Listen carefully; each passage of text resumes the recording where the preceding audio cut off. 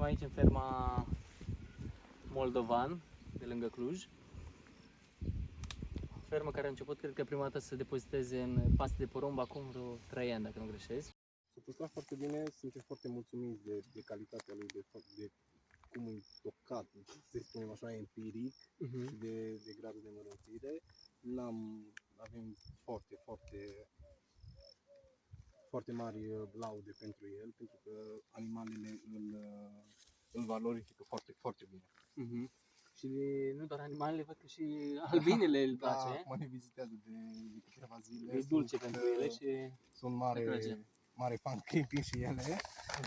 Și ne bucurăm. Sperăm să nu ne muște, dar dacă au mâncare, nu de nimic. Au aici câteva zeci de tone, cred că le ajunge. Le ajunge.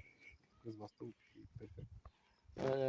Precizăm că suntem în luna iunie. Da, undeva spre sfârșitul lunii iunie. Și este depozitat de când?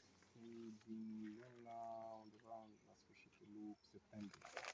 Anul trecut. Anul trecut, 2021. Da, eu cred că...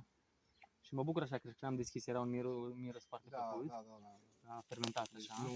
Nu are fermentație, nu a dezvoltat fermentație acidă care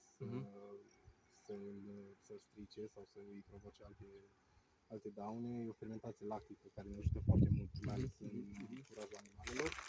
Și e descris ce poate să se întâmple într-un asemenea slogan. Într-un tub de plastic. Într-un tub de plastic care toată lumea care vine și vede ce ai acolo. Am acoperit și noi cu o pelată, am acoperit un șarpe mai mare. Ca un cârnaț, cum îi spun alții.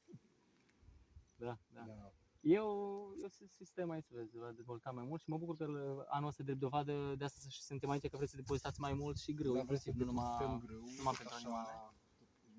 Nu doar cel pentru animale care o să intre în rația lor furajeră, dar și grâu care va fi ulterior vândut. Spațiul de depozitare, ferma fiind destul de compactă și acum în expansiune, ne permițându-ne un siloz de... Păi spațiul de depozitare văd că aveți aici. Avem spațiul de depozitare, dar noi îl și inspectăm, că de asta am venit aici, ca să inspectăm spațiul de depozitare. Spațiul de depozitare perfect pentru silobaguri. Pentru silobaguri, corect. Ăsta e un spațiu bun. Cred că ați mai avut saci aici, nu? Nu mai fost, dar încă mult sat, dar am fost lângă el. Așa, s-a comportat și era foarte bine.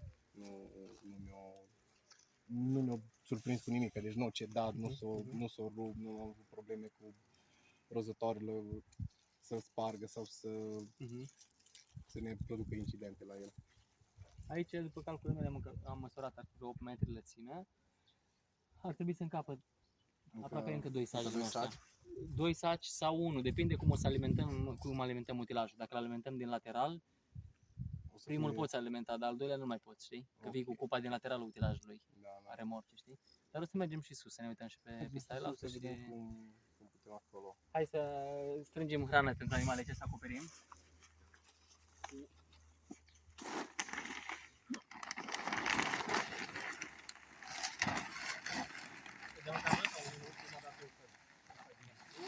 Ca să vină, ok.